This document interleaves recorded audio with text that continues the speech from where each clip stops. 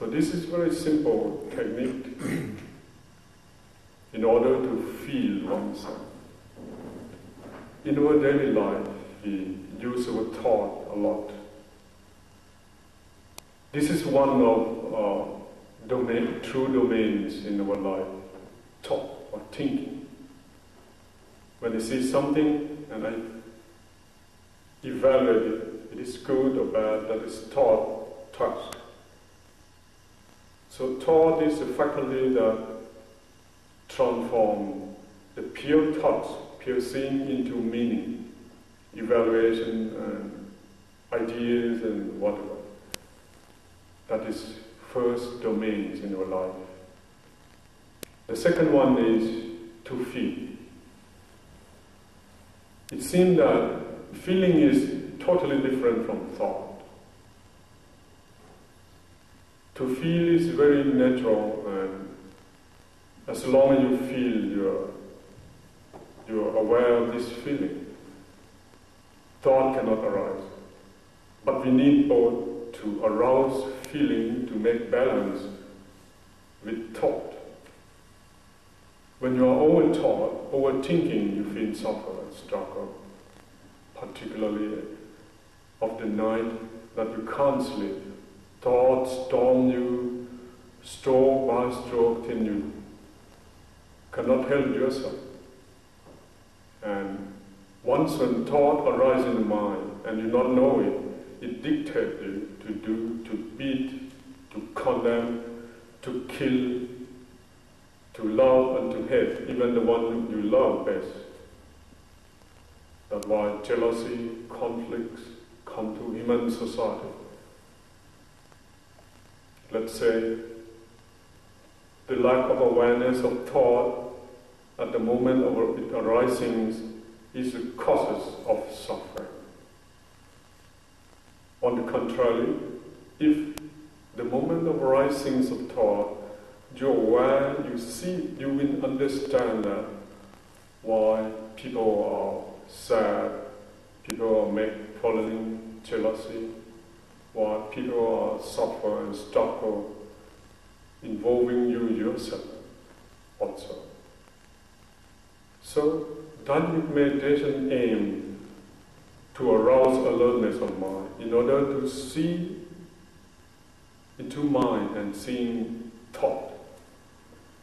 When the user term seeing thought, it sounds funny because we used to seeing cows and trees and people and be aware of society, social awareness.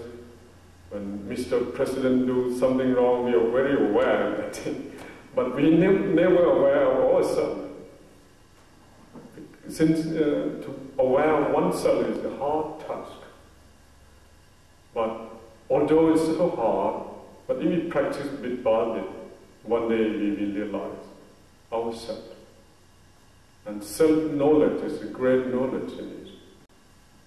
Although you possess enormous knowledge, you know the history of mankind, you know science, mathematics, biology, philosophy, but if you not know yourself, the world is confused. Your world is confused. But on the contrary, if you realize something within you directly, although it seems like a teeny seed of the banyan tree, but it can grow into a very big tree and so on. Self-knowledge is innate. Lack of that knowledge, can't knowledge, you can't live happily. Because thought always dictates you. Do you know why people kill himself, his or herself, or committed suicide? You may answer me that he despairs from this and that. Do you know why people fear of death? You may answer me that death is awful. But I would say that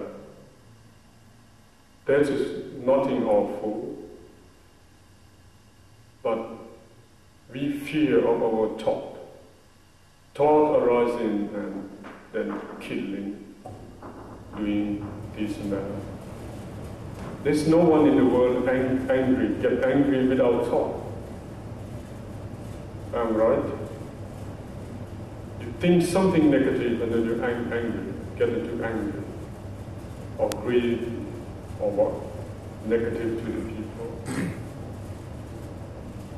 So this method, or rather strategy, that to awake and operate the body first.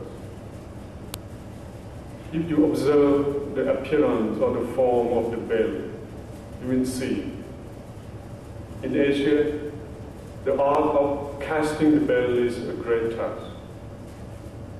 And the best bell is the measure from its sound, not its form. When you observe and you see the form of the bell, but suddenly when you knock the bell, you simply naturally leave the form, get into the sound, right? When you knock the bell and the bell makes sound, and the inmost sound of the bell is echo, the echo sound. And the best bell will vibrate that sound so far away, miles and miles of time. Normally we attach to the form. This is form. But once when we awake the sensitivity, we gather feeling bit by bit on each stroke of hands movement. Then the sensitivity comes out. The sensitivity is formless compared to the sound, with the sound of the bell. And you ignore, you're not concerned with form. You identify yourself with sensitivity. And when sensitivity awake, your mind meditate on this basis.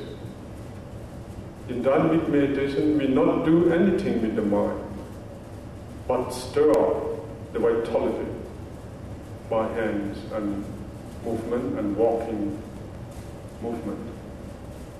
So when the mind meditates on this basis, that kind of meditation is free from authority, since there is no focusing point. And when it is free from authority, it is already take action to see thought. We only think of thought. For example, like now, when I speak out, I use thought, and you get into that thought. No matter you agree with me or not agree, disagree with me, but it is thought.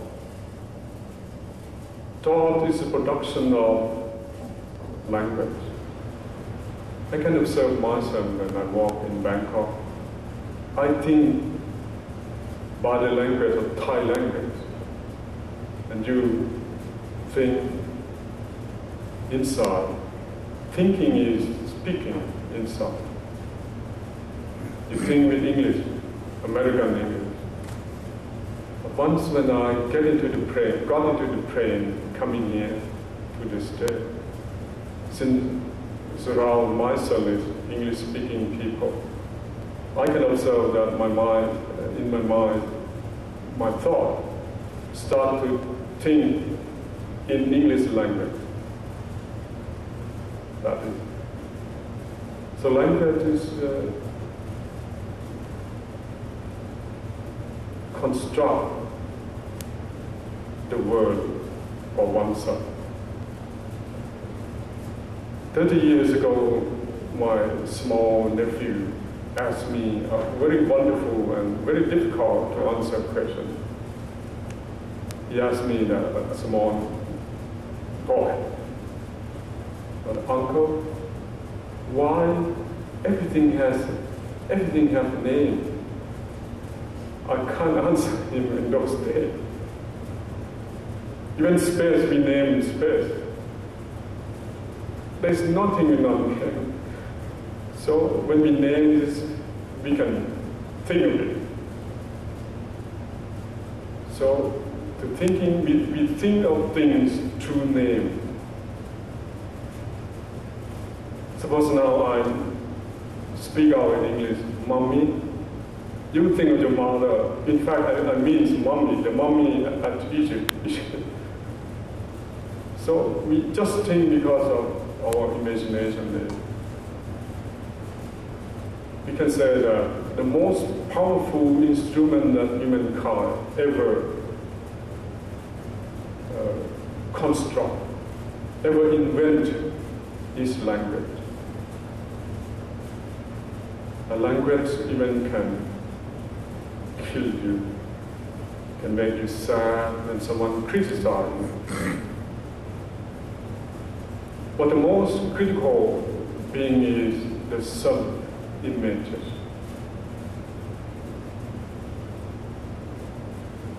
Suppose I want to study something like, only one thing that I can do, I touch. I use my touch. And to smell it, or to tell it, with my tongue, or to not to listen to the sound or the effect, and to smell it. Then I have a general idea of this thing. I have images of this thing. But take care. This thing and imagination of my imagination of this thing is totally different. And the sky and the earth. Again, the thingness of this thing is totally different from general ideas or images that are awake in me. So that's okay? That makes sense? Although I throw this away, but the images of this thingness stay in me. And once, in a certain time, it fade out.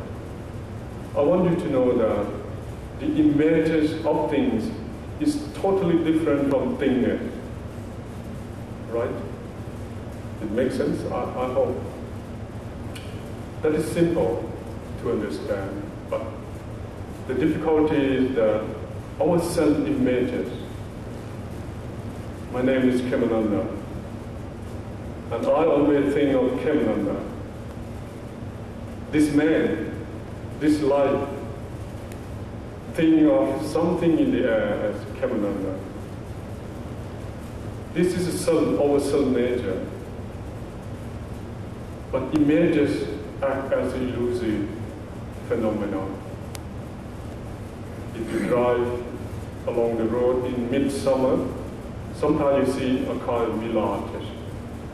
I hope you know mirage. Some reflecting of the ponds or water in the road or in the desert. If it is your first experience, it treats you totally as real, right? But once you enter into the center of happening, you realize there is nothing. It is a kind of illusion. Again, when you come back to the first standpoint, the first observation, you observe it again. It arises again. But for the second time, it's enough for you to know the fact. There's nothing. It is that images or that mirage is just a reflecting of something, as well as self-images. It reflects. When you stand in front of your father, you are his son or his daughter. When you stand in front of your children, your mother or father. In many, many facets, many, many corners in society that make reflection of self-images. But this is not real, not permanent. So the self-images is the cause, the center of problem. It is constructed by thoughts with thought by thought by thought, and then create elusive self-images. And self-images cover up our self-nature, our feeling. When you think over and over of yourself, and if we don't deny that our suffering is almost because we overthinking of oneself. We worry much about ourselves, our future, our position in society, social status, income, future of our children or whatever. That is. But once when you fall asleep, particularly in sound sleep or deep sleep or even dreamless sleep, the self-images end up there. There is nothing remaining. There is no time, no space, no good, no bad, no male, no female in that state. But life is there unfoldingly since we can awake. And the next day after our dreamless sleep, we feel very, very, very good, very light. So, when we awake, the latent sensitivity, a kind of dreamlike energy awake in you. And the mind meditates. If you ask me why the mind meditates like that, that is a law of nature, that when the vitality awake, or rather, when the body is soaked up by that sensitivity, you feel full. F-U-L-L, not F-O-L. You feel fulfilled. And to feel fulfilled is to feel empty. You have no need to, you have no struggle in your soul and your spirit anymore. Okay. If you like, if you want to share some experience with me, we can practice together for 10 minutes or 15 minutes if you have time. You let your right palm up and you feel it. You identify your awareness to the feeling that arises from hands movement and stop. You feel it and stop. For me to stop here, not merely hand, the whole world stopped with me. The conceptual thought is ceased. This is the fact. When awareness is there, thought is not there. You can practice, you can prove like right now. Please, if you agree, you observe your thought. There's no thought. Because the awareness is there. And when the awareness is not there, then thought arises suddenly. This true domain is straight enough. The awareness and thought never share the same moment as the game music chair. Two persons cannot share the same chair. Only one, only. So the art of practice, dynamic meditation, is the art of replacing the awareness and make thoughts absent. But don't worry about that absent, because thought will come again. But we want to open up, to break through thought, to open the fact beyond thought. So you move up. Stop. Touch your abdomen. You lift palms out. Lift it up. Down. Touch your clothes or your chest.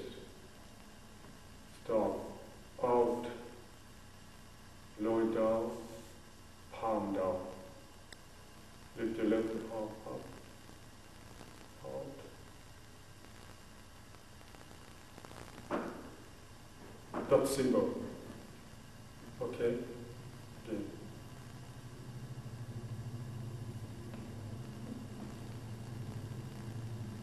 In each stroke, you must know it, feel it. Observe how the body feels from movement.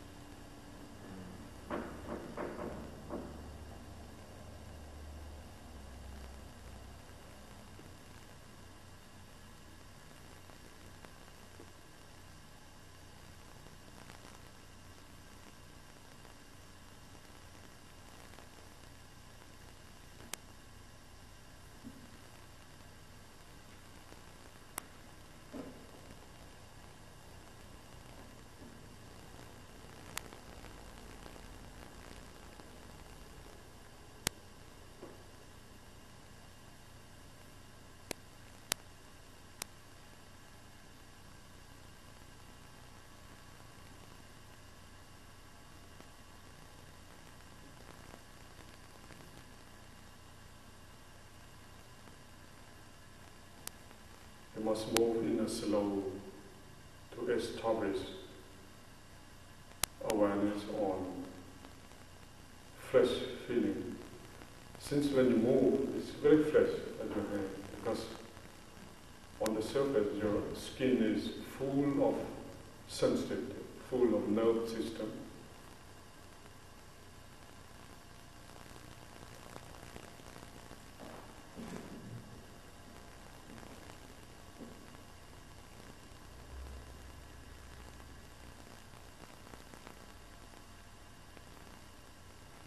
When thought come and drag away from this, you just come back to feel the body.